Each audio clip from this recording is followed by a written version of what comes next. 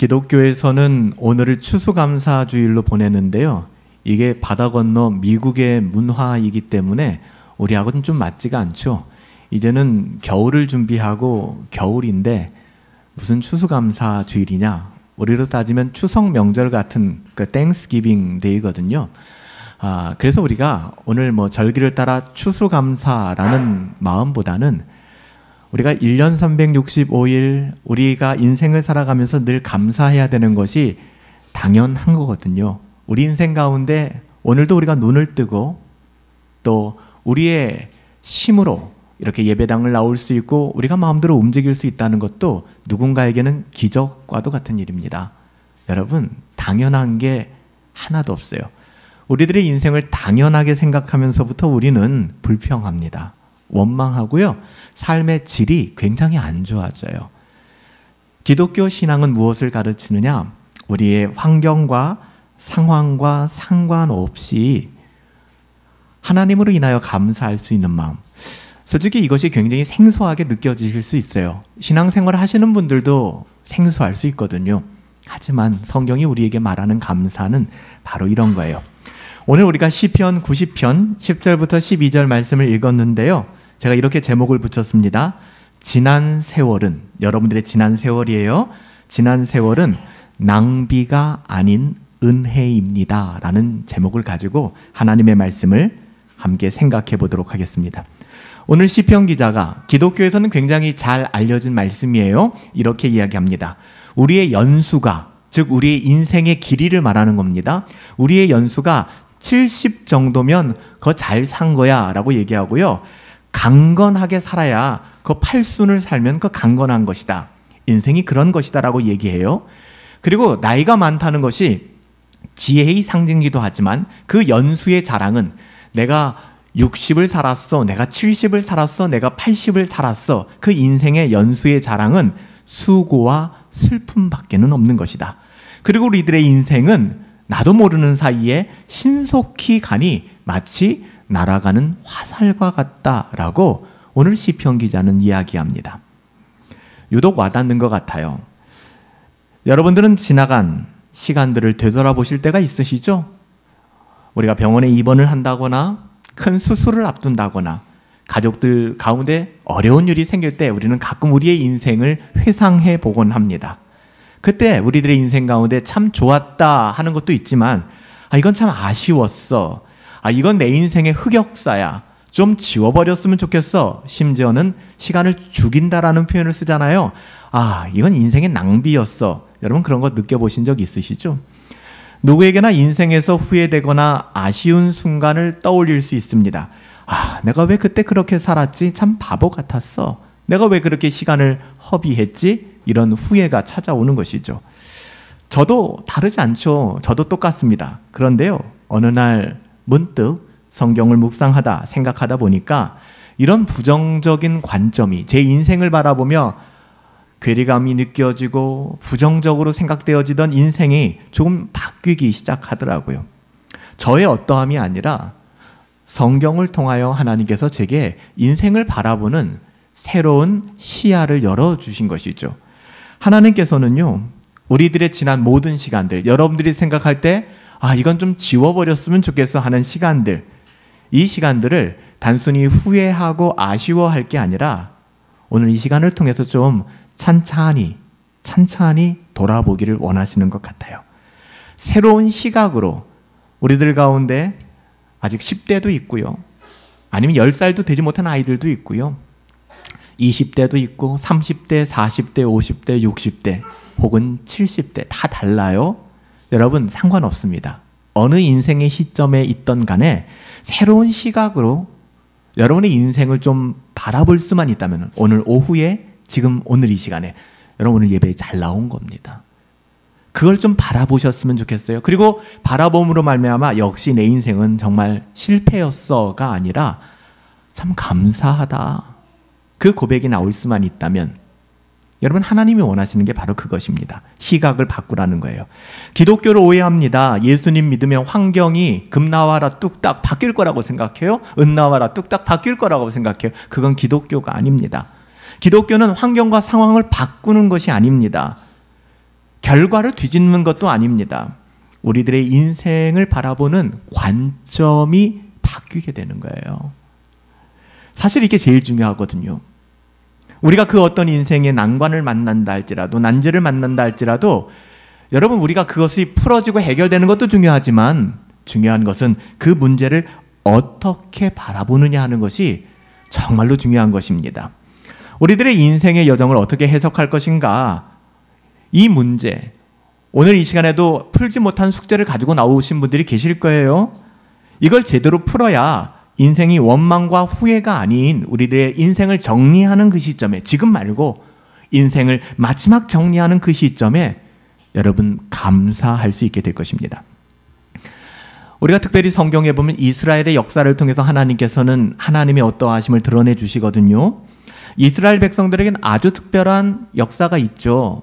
우리가 대부분 아시는 내용들일 텐데, 이스라엘 백성, 히브리 민족은 이집트 왕조에서 아주 긴 시간 노예 생활을 했습니다. 이제는 이스라엘이 시간이 되어서 이집트에서 떠날 시간이 되었습니다. 노예에서 해방되는 시간이 되었습니다. 식솔이 200만 명이나 되었어요. 200만 명이나 되는 식솔들을 이끌고 이제는 가나안 땅으로 떠나게 되는 시점입니다. 물론 그 길이 녹록지 않았어요. 그냥 눈 감고 눈 떴더니 가나안 땅이더라 하면 좋을 것 같은데 기독교 신앙은 그렇지가 않더라고요. 40년이 걸렸습니다. 오늘날 고대 근동이 아니라 현대에서도 걸어서 움직인다고 해도 한 일주일이면 갈 수 있는 거리인데, 일주일 거리를 그들은 40년 동안 걸어가야만 했습니다. 물론 그렇게 광야의 인생을 걷게 된 데에는 그들의 불순종과 불평하는 태도가 있었기 때문에 하나님은 그거를 고치기를 원하셨어요.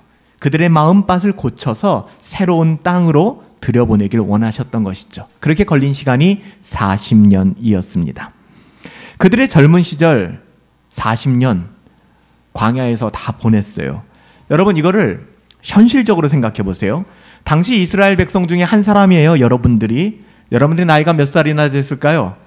문규가 3학년. 그렇죠? 문규 나이쯤 됐다고 생각해 봅시다.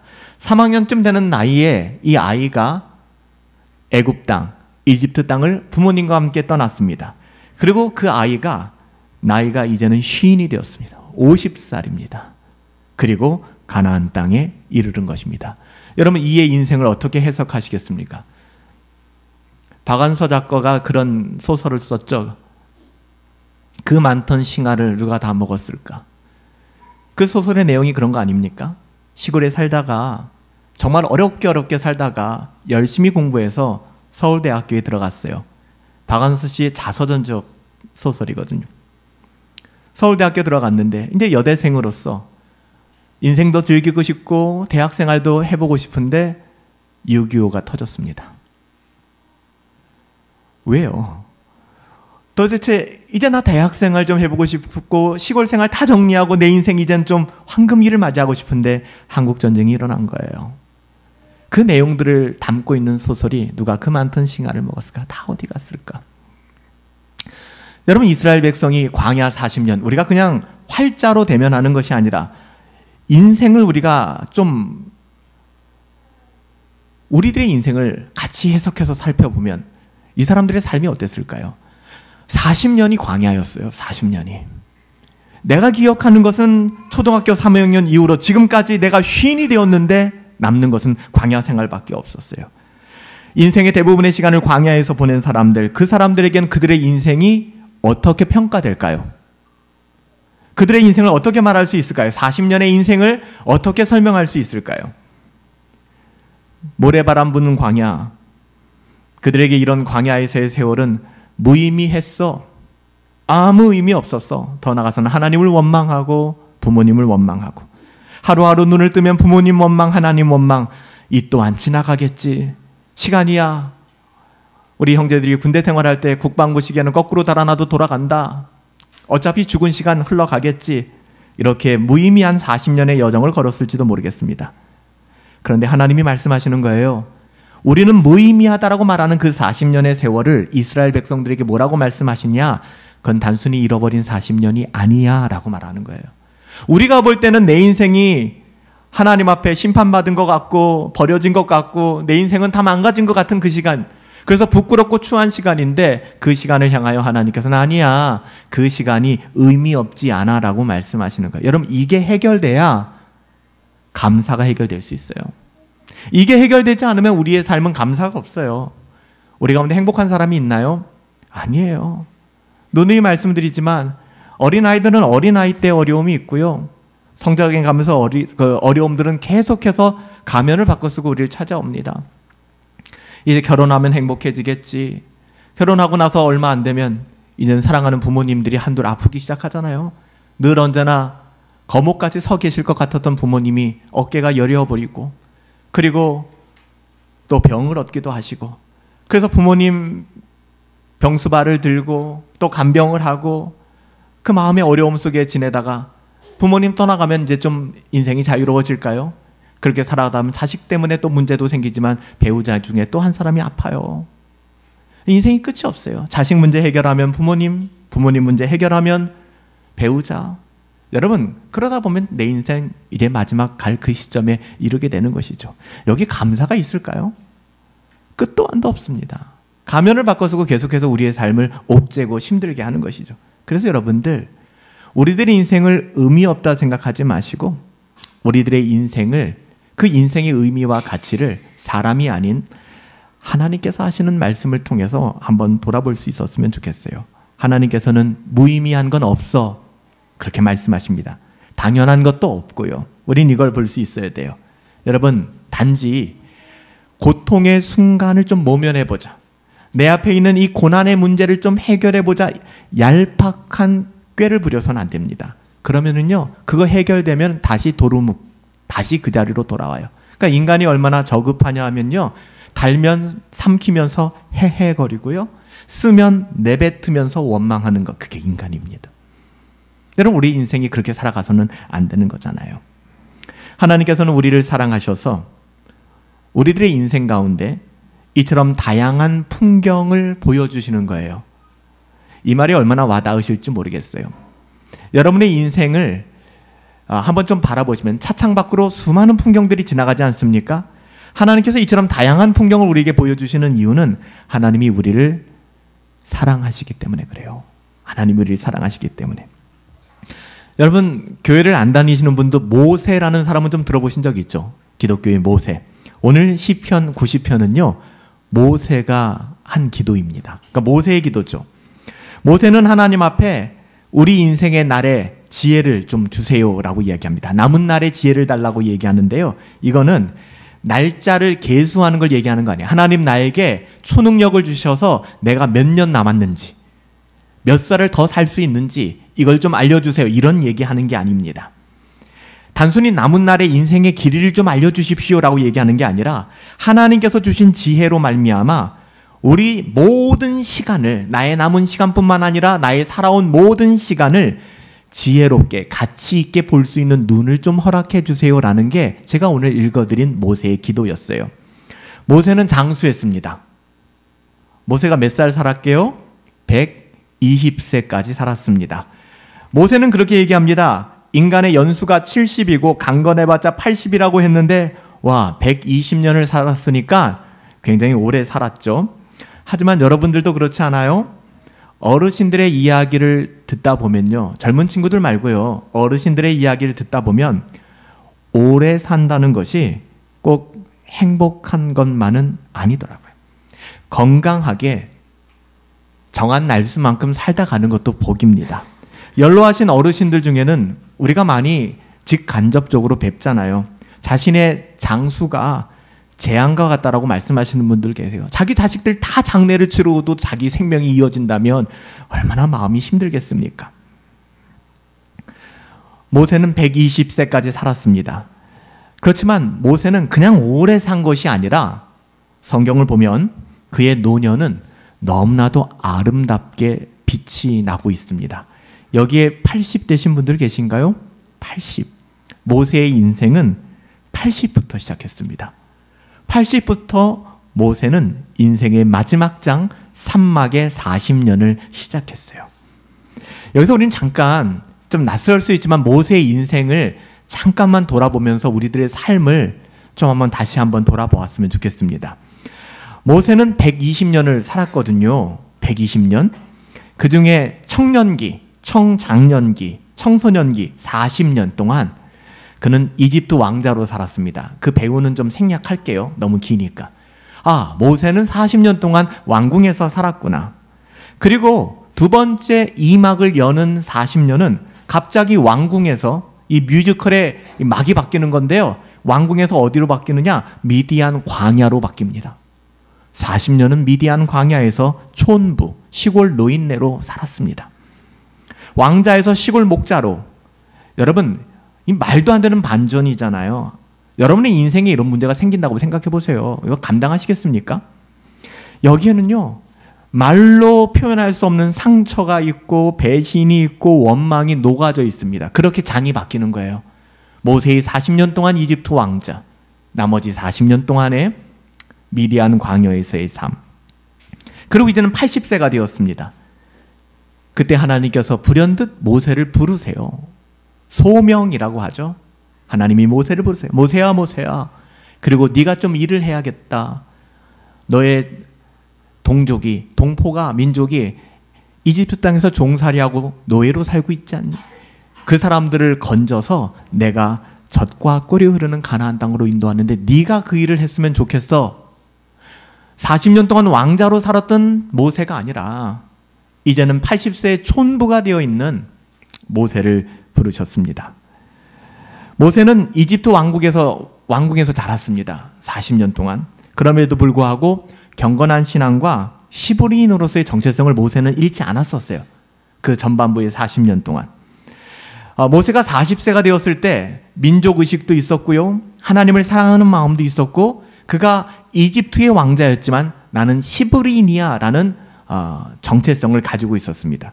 근데 어떤 일이 벌어졌는지 아세요? 어느 날 그가 왕궁을 나서서 길을 걷는데 이집트 사람들이 히브리 사람들, 연약한 히브리 사람들을 조롱하고 희롱하며 폭행하는 장면을 맞닥뜨리게 됩니다.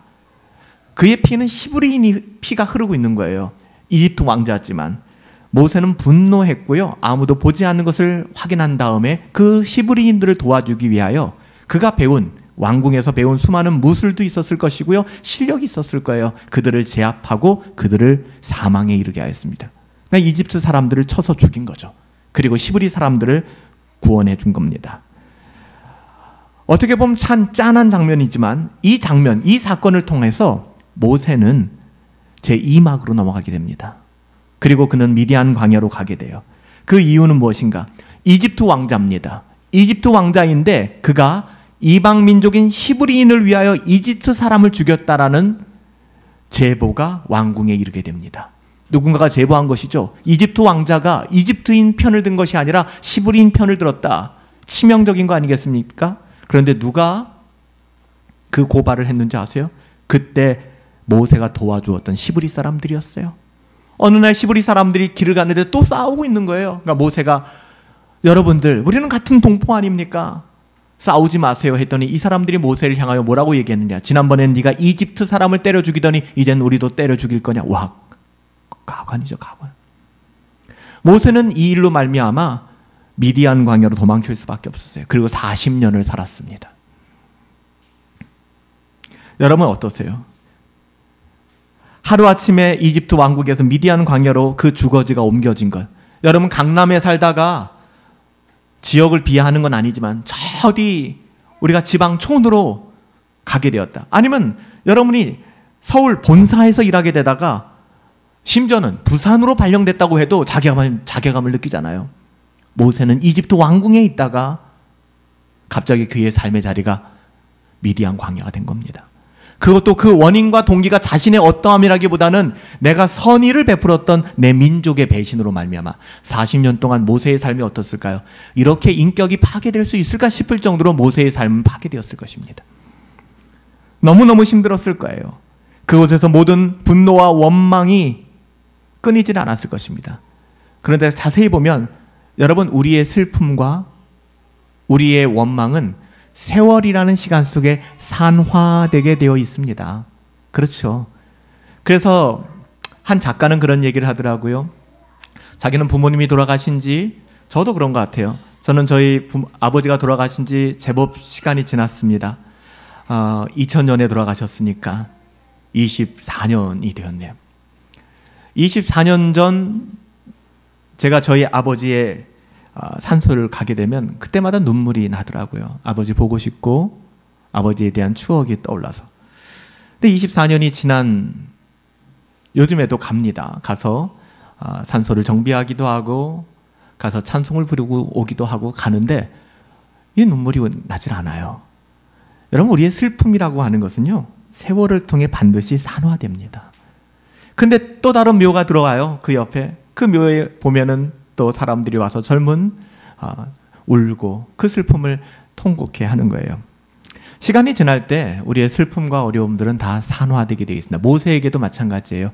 분노, 원망, 이런 마음들이 다 산화되는데 40년이 걸렸습니다. 그리고 이제 모세가 80세가 된 거예요. 내가 왕궁에 재기할 거야. 나는 이집트 왕자니까. 그런 소망 따위는 포기한 지 오래됐습니다. 난 재기하고 말 거야. 나는 이집트 왕자야. 그런 생각 1도 없습니다. 그냥 그 미디안 광야에서 무명의 목자로서 이제는 이방 여인과 결혼하고 아이들 낳고 그렇게 살고 있었습니다. 여러분, 그렇게 살면 이제 그렇게 살게 하면 좋지 않겠습니까? 우리들의 생각에. 그런데 이렇게 모든 거 포기하고 자신의 슬픔과 원망까지 다 산화시킨 80세 노인이 된 모세. 근데 어느 날 그가 평상적인 일상을 보내며 양을 치고 있었는데 하나님이 나타나십니다. 이게 뭐예요? 아니, 이집트 왕자로 좀 살아갈 때 나타나든지, 아니면 내가 미디안 광야로 쫓겨나자마자 하나님 나타나서 나의 삶을 좀 바꿔주시든지, 이제는 슬픔마저 다 산화되어서 눈물조차 나지 않는 그 시기에 하나님이 모세를 찾아오셨습니다. 찾아오는 장면도 너무 신기해요. 떨기나무가 있는데요, 그 떨기나무에 불이 붙어 있는 거예요. 모세가 신기해서 불이 붙었네 가봤는데, 보통 불이 붙는다는 것은요, 나무 자체를 산화시키면서 불이 나는 거잖아요. 근데 떨기나무는 타지 않아요. 어라? 이런 걸 본 적이 없어요. 불이 붙었는데 이 불은 보통은 나무를 태우면서 열을 내고 빛을 내고 연기를 내지 않습니까? 나무는 안 타. 근데 불이 붙었어요. 하나님이 역사하신 거예요. 떨기나무의 불을 보면서 하나님께서는 모세를 부르셨습니다. 여러분, 모세가 좋았을까요? 이제 내가 이집트 왕자로 복귀하는구나. 이제 내가 멋진 삶으로 환원되는구나. 여러분, 모세가 기뻤을까요? 아니에요. 하나님, 이제 날 좀 그만 괴롭히시죠. 저 이제 다 잊었다고요. 마음이 이랬을 거예요. 그래서 모세가 뭐라고 얘기해요? 하나님이 부르셨는데도, 하나님, 다른 사람 찾아보세요. 저는 싫습니다. 여러분, 40년 전에 모세는요, 자기가 나서서 시브리인들 괴롭히면 그 사람들 처단하고 자기의 영적 나르시시즘에 빠져가지고 살던 사람이었어요. 근데 하나님이 그때 모세 안 불렀어요. 80세가 된 모세를 부르신 겁니다. 여러분, 우리들의 인생 가운데 때로는 미디안의 광야에서의 40년도 있어요. 이스라엘 백성의 광야 40년도 있고, 때로는 이집트 왕국에서의 40년도 있고요. 우리가 생각할 때 뭐가 좋은 시간이고 뭐가 나쁜 시간이고, 뭐는 좀 지워버리고 싶고 뭐는 흑역사라고 얘기할 수 있겠지만, 오늘 제가 여러분들에게 말씀드리는 그 모든 시간은 누가 붙잡고 계신다? 하나님이 붙잡고 계신다는 거예요. 우리는 이해 못해요. 여러분, 우리가 어떻게 하나님을 다 알 수 있겠습니까? God is incomprehensible. 하나님 불가해한 분이에요. 인간이 하나님을 이해하고 하나님을 알 수 있다면 그는 더 이상 하나님이 아니죠. 여러분, 우리가 어떻게 하나님을 다 알 수 있겠습니까? 여러분, 우리가 우리를 향한 하나님의 계획, 하나님의 뜻, 그래서 우리가 지금은 부분적으로 알고 부분적으로 생각할 수밖에 없는 거예요. 하나님은 우리 인생을 알고 계십니다. 따라서 여러분들의 인생에서 만나는 어려움, 또 이건 좀 내 인생에서 지워버렸으면 좋겠어 하는 순간까지도 이 또한 하나님이 역사하시는 시간이구나. 하나님이 일하시는 시간이구나. 하나님께서는 젊은 시절의 모세를 사용하지 않았습니다. 우리가 생각할 때는 그런 사람, 이번에 보니까 미국 대선이 바뀌고 나서 참 하는 말들이 있더라고요. 거기에 무슨 장관들을 세우고 그런 일들이 벌어지는 것 같은데, 놀라운 그 구인 광고를 제가 보게 되었어요. 뉴스를 통해서. 일론 머스크가 낸 광고더라고요. IQ 높은 사람, 상위 1% 이상. 그리고 주 80시간인가요? 와서 중노동 마다하지 않을 사람. 돈 받지 않고도 열심히 일할 수 있는 사람, 그런 사람 나한테 DM 보내십시오. 내가 함께 일하겠습니다. 워낙 우리랑 다른 차원을 좀 사는 사람이니까 공감이 잘 안 되는 것이고요. 저게 맞나 싶은 얘기를 하는데 제가 여러분들에게 드리고 싶은 것은 누구나 마찬가지 아닙니까? 나랑 함께 할 사람은 좀 똑똑한 사람이었으면 좋겠고, 나랑 함께 하는 사람은 좀 좋은 학교를 나왔으면 좋겠고, 그러니까 우리가 자꾸만 이런 데 매몰되니까 그런 사람 관계도 만들어서 자랑하게 되는 것이고, 나의 학력도 위조하게 되는 것이고, 이런 것 아니겠습니까? 근데 하나님은 다르다는 거예요, 여러분들. 하나님은 달라요. 우리가 인간적으로 볼 때 모세는 언제 쓰임 받았어야 되냐면, 이집트 왕자로서 살던 40년의 그 로얄 패밀리로서의 교육을 받고 건강했던 모세, 정말 멋있었던 모세, 그를 하나님이 쓰셨어야 돼요. 근데 하나님께서는 그 시간에 모세를 사용하지 않았다는 겁니다.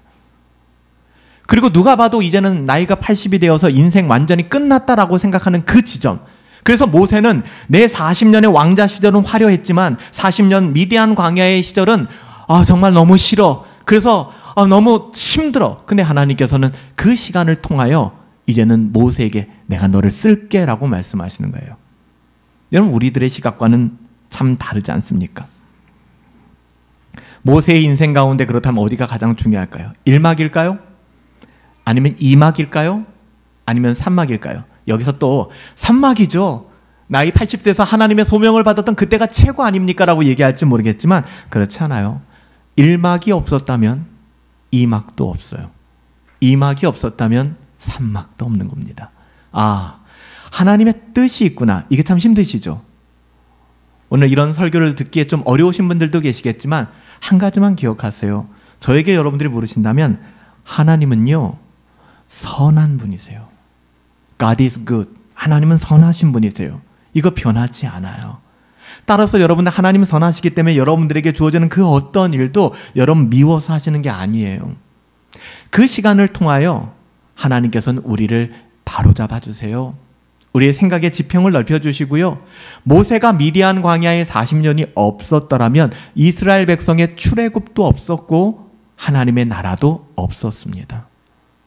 여러분, 이렇게 바라보신다면 여러분의 인생을 한번 돌아보세요. 오늘 감사하는 주일인데 여러분의 감사가 천박하게 그냥 달면 감사, 쓰면 원망 이렇게 가진 않았습니까? 그러면 세상 사람들과 똑같은 거겠죠.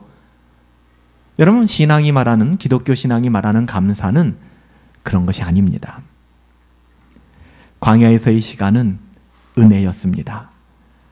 하나님께서는 그럼에도 불구하고, 오늘 우리가 찬양했을 때 찬양의 가사죠. 그럼에도 불구하고 하나님은 이 모든 시간을 헛되다라고 말씀하지 않습니다. 그리고 더 은혜로운 것은요, 죽이지 않아요. 난 죽을 것 같은데 하나님께서는 그때마다 이스라엘 백성들에게 만나와 메추라기를 보내주셨어요. 광야 40년 동안에 그들의 필요를 채워주셨죠. 이스라엘 백성이 보기에는 광야의 시간은 고난이었습니다. 여러분 인생에도 있죠? 그 고난. 옥에 티야 하는 그 고난. 사실 그 속에서 하나님의 보호와 공급이 있거든요. 근데 우리는 이걸 당연하게 여기기 시작한 겁니다. 여러분, 오늘 아침에 우리가 스스로 눈을 뜨고 일어날 수 있다는 것도 그건 당연한 게 아닙니다. 하나님의 은혜와 섭리하십니다. 제가 좀 더 젊었을 때 통풍을 한번 겪은 적이 있어요. 그 뒤로는 감사하게 또 없는데, 그 통풍을 겪고 나니까 이 다리, 발, 관절이 붓기 시작하는 거잖아요. 그러니까 발이 막 붓는 거예요. 걷지를 못하는 거예요. 그 한 달 남짓 되는 시간 동안에 치료를 받으면서 걷는다는 것이 얼마나 감사한 일인가. 이 걷는다는 것이 당연한 게 아니구나, 나에게. 근데 우리는 걷고 호흡하고 살아가는 것. 제가 우리 성도님들에겐 자주 예를 들지만 우리가 어떤 병에 걸리든 마지막 사인은 호흡부전. 호흡하지 못해서 이 세상을 떠나게 되거든요. 인생이 그래요. 근데 우리가 자가 호흡을 할 수 있고 호흡할 수 있다는 그 자체가 당연하다는 생각을 하시면 안 돼요. 그 또한 하나님의 은혜인 것이죠. 근데 우리가 모든 것을 당연하게 여기기 시작하니까 달면 감사, 쓰면 뱉고, 심지어는 기독교 신앙조차도 이렇게 생각하는 거예요. 그런 목적으로 교회를 오고, 그랬을 때는 감사하고, 내 삶이 광야 40년일 때는 불평하고 원망하고, 여러분, 이것은 바른 신앙이라고 할 수가 없습니다. 여러분, 우리에게 주어진 하루하루, 여러분의 인생 다 다를 거라고 생각합니다. 여기 모인 분들만큼 다 다르겠죠? 인생을 살아낸 연수만큼 다르시겠죠? 하지만 우리에게 주어진 하루하루가 낭비가 아니라 하나님께서 주신 시간임을 여러분 감사하며 살아가실 수 있었으면 좋겠어요. 그래서 우리 성도님들에게는 제가 부탁드렸어요. 이번 한 주간 가정 안에서 감사의 좀 대화를 나누어 보세요. 특별히 아이들이 있는 가정에서는 너는 무엇이 감사했니? 아이들 잘 모르잖아요. 그 감사를 좀 흘려보내줬으면 좋겠다. 때로는 인생이 허무하게 느껴질 때가 있습니다. 그래도 그 시간 또한 하나님의 손 안에 있는 거예요. 그래서 오늘 시편 기자 모세가 하나님께서는 우리의 날을 세시고 그 날을 가치 있게 만들어준다라고 고백하는 거예요. 여러분, 인생을 불평하지 마세요. 그 인생이 무엇 같다 낙심하지 마세요. 하나님 손 안에 있다는 사실을 기억하시고, 아, 하나님은 좋으신 분이랬지. 맞아.